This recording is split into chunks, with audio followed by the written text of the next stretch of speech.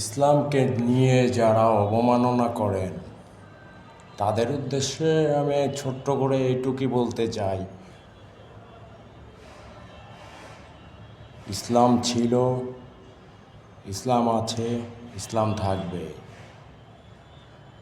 ইসলামের মানহানি হয়, ইসলামকে দাবিয়ে রাখতে যারা চায় তাদেরকে আমি আবারও বলতেছি, পিপীলিকার ডানা গজায় মরিবার সময়। আপনারা হয়তো ভুলে গেছেন আপনারা কি শাসক। নমরুদ ছিলেন, ফেরাউন ছিলেন,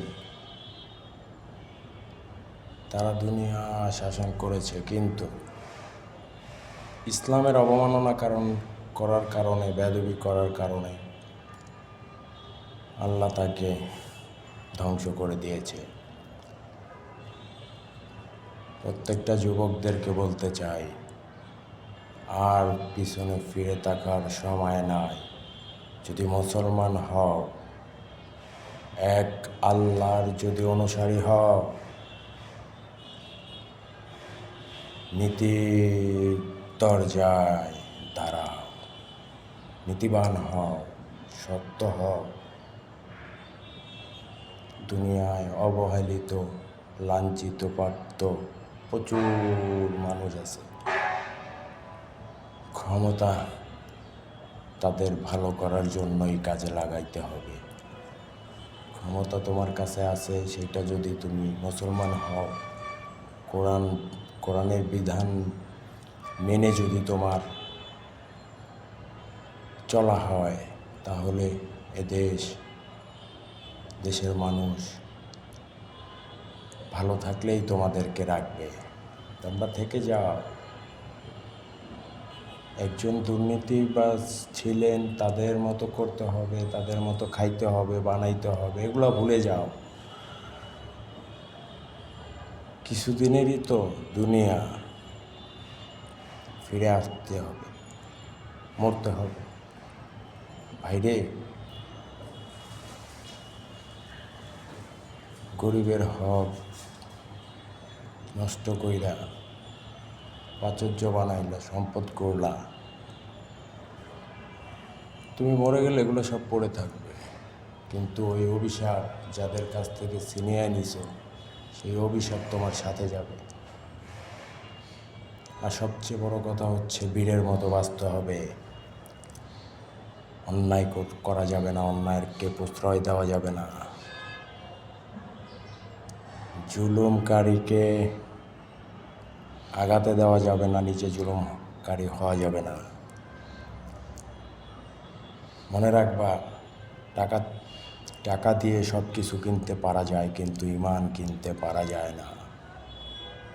তুমি আল্লাহর হয়ে যাও, রাসূলের আকীদা সুন্নাত মেনে নাও। এহকাল কেন, পরকাল তোমার জন্য অপেক্ষায় থাকবে।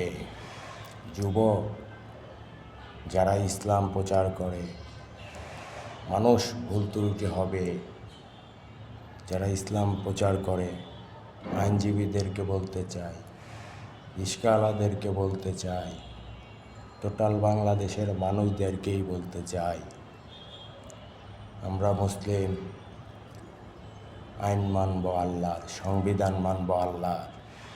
কোরআনের আইন বাংলাদেশে প্রতিষ্ঠিত করতে হবে।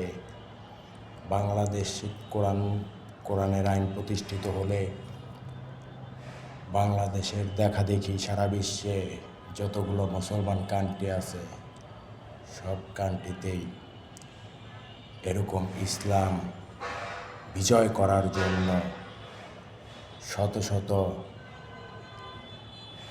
মুসলিম যুবক ঐক্যবদ্ধ হয়ে মাঠে নামবে। দেখো না, বাংলাদেশ থেকে স্বৈরাচার সরকারকে বিতাড়িত করার পরে এখন ভারতের জনগণ বুঝে গেছে নরেন্দ্র মোদীকে সরাইতে হবে। তাই তারা বুঝে গেছে এরকম নরপিশাচদেরকে সরাইলে শান্তি আশা করা যায়। এই কারণে তারা বাংলাদেশকে দেখে তারা শিখছে। ভারত সহ পৃথিবীর বিশ্বের সমস্ত কান্ট্রিতে ইসলাম প্রচার হবে খুব তাড়াতাড়ি। যুবকদেরকে বলতেছি, ঘুমিয়ে থেকো না, মস্তিষ্ক সজাগ করো। এই নেতা সেই নেতা, অমুক তমুক, এইসব স্লোগান চলবে না।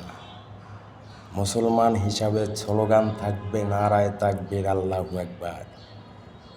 এর বাইরে এর ব্যতীত কোনো স্লোগান এই মুসলিমের ভূখণ্ডে চলতে পারে না। আল্লাহর জমিন, আল্লাহর সৃষ্টি, আমিও আল্লাহর সৃষ্টির শ্রেষ্ঠ জীব। আমার কর্তব্য দুনিয়ার ভারসাম্য বজায় রাখা। দুনিয়ার ভারসাম্য কীভাবে বজায় রাখবেন? দুনিয়ার ভারসাম্য বজায় রাখতে হলে বেশি বেশি ওয়াজ মাহফিল করতে হবে, বেশি বেশি জিকির করতে হবে। মোল্লা, মুন্সি, ওলামায়ে একরামরা, বক্তাগণেরা, তাদেরকে সম্মান দিতে হবে। সে যেই ধরনের বক্তা হোক না কেন, যেমন বক্তা হোক না কেন, হোক 26 ইঞ্চি, হোক মিজানুর রহমান আজহারি, যারাই কোরআন প্রচার করবে তাদেরকে সাপোর্ট দিতে হবে। মনে করতে হবে যে তারা কোরআন প্রচার করতেছে আল্লাহর পক্ষ থেকেই করতেছে। বিধর্মীরা কখনো কোরআন প্রচার করবে না, মুসলিমরাই কোরআন প্রচার করবে, এটাই স্বাভাবিক।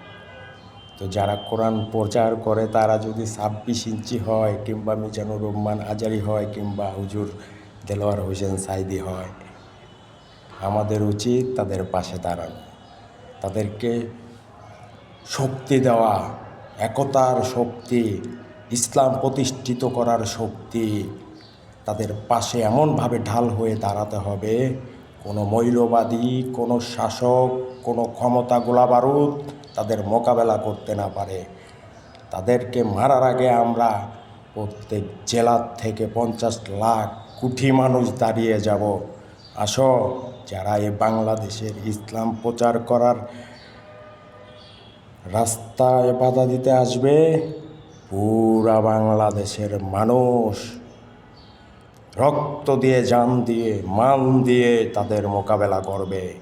স্লোগান একটাই, নারায়ে তাকবীর, আল্লাহু আকবার।